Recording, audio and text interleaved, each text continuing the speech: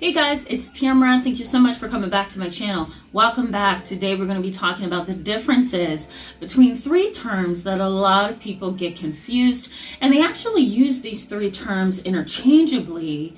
And I think there's a huge misunderstanding between three very popular and overused terms, and that is codependency, traumatic bonding, and enmeshment. Unfortunately, pop psychology has become so available to society that I will get a host of emails and consultees that come in, individuals that consult with me, or I'll just talk to a lay person and, outside of my field, of course, and they will say things like, I think I'm enmeshed, or I think I'm codependent, or I think I'm trauma bonded. And, there's differences between the terms, and I want to make sure that I give you guys that knowledge so you'll be aware of the differences. I think that there's a lot of people who believe that they're codependent when they really are traumatically bonded to somebody instead because of a trauma history. They're not always necessarily codependent or enmeshed, as we put it. So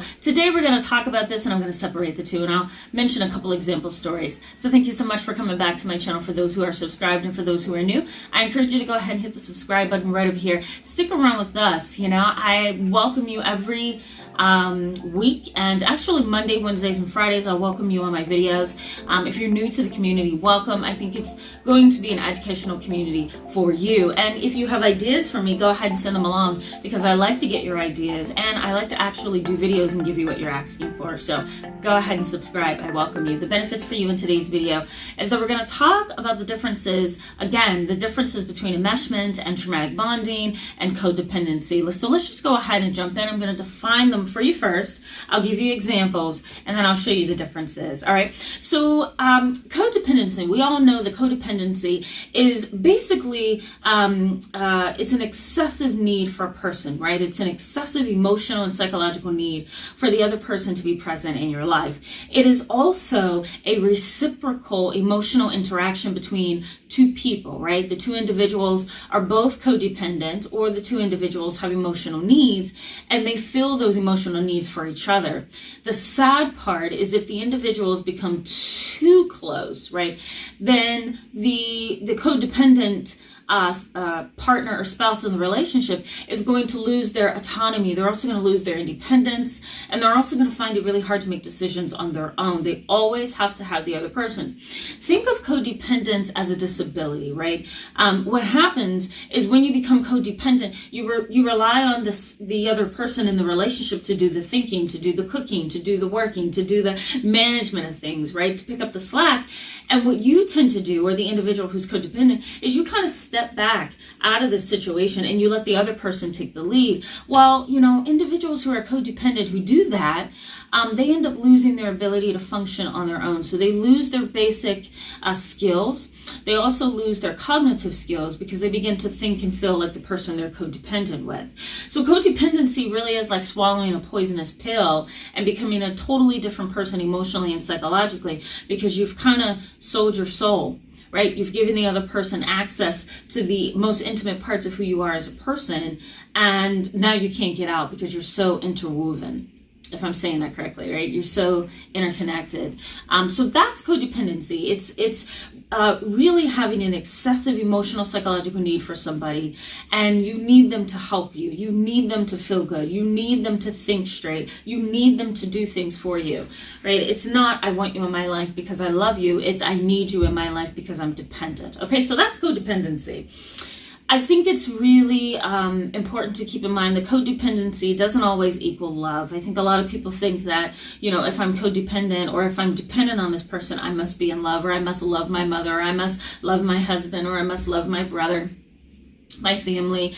And that's not always the case. I think there's a clear difference between codependency and love. It just takes a keen eye to see those differences. All right. The next one is traumatic bonding. So I'm an internationally certified trauma therapist. So I have a lot of experience working with individuals in the nation and overseas who are dealing with traumatic bonding and who are looking for experts or specialists to talk to them about it.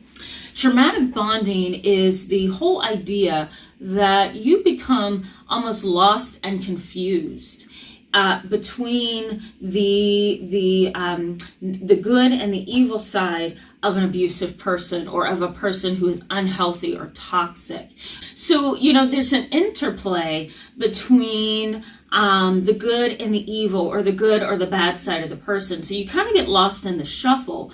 The individual who is unhealthy, toxic, emotionally unstable, enmeshed with you, whatever the case may be, they're going to be good sometimes, but they're also going to be bad sometimes as well. So you begin to develop almost this inability to look at the bad person because you're so zoned in and you're so pulled into the good parts of that person. I'm sure you've seen this in domestic violence relationships or situations where the abused spouse says, he didn't mean it. He snaps out every now and then, but we bounce back. We always do, right? That's kind of minimizing it, and that's kind of zoning in on the good side of the person, and you're ignoring the bad side of the person. So traumatic bonding is getting stuck between those two areas, the good and the bad of the person, and you cling to the good as opposed to the bad.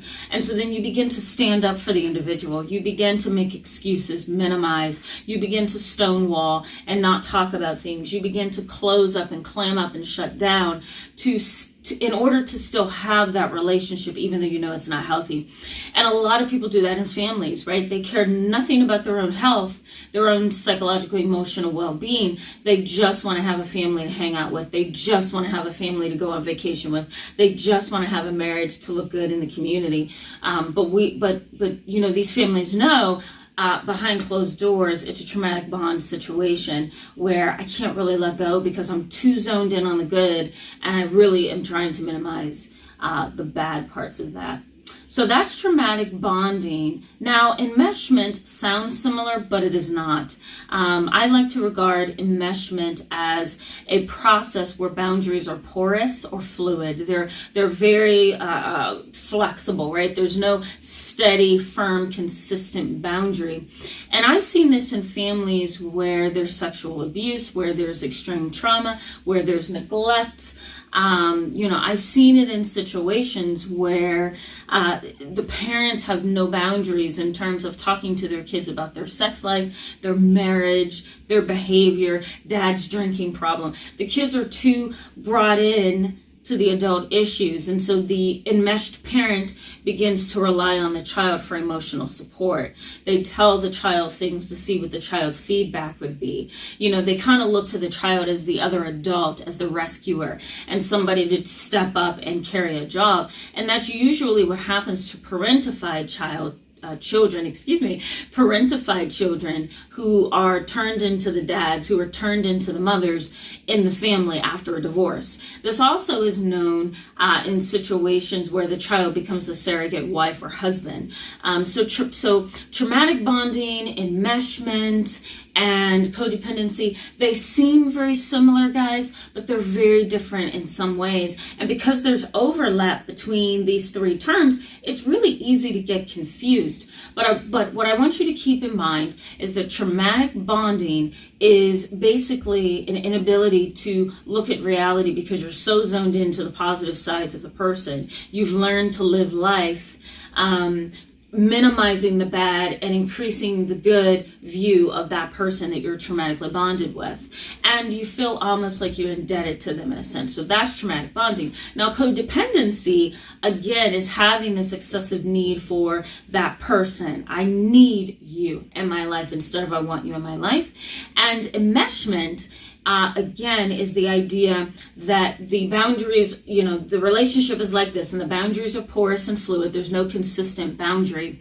And so therefore, children have no idea how they should be interacting with the parent. In some cases, enmeshment turns into emotional incest. And that's when the parent begins to have feelings for the child that's not appropriate for that parent-child relationship. And sometimes research has suggested that incest physical incest has resulted because of these feelings. So it's a pretty complicated situation, guys, and it's very triggering. So I'm going to put, if you haven't seen it already, a disclaimer at the beginning, because I did have a few people email me and say, oh my God, I didn't realize this video was so impactful. So I will put a disclaimer, and I will definitely be back on Monday to talk about some more things regarding family. If you found this video helpful, please let me know by giving it a thumbs up and subscribe, and share it with someone who may find this video helpful. All right, guys, I'll see you pretty soon. Have a great weekend. Bye.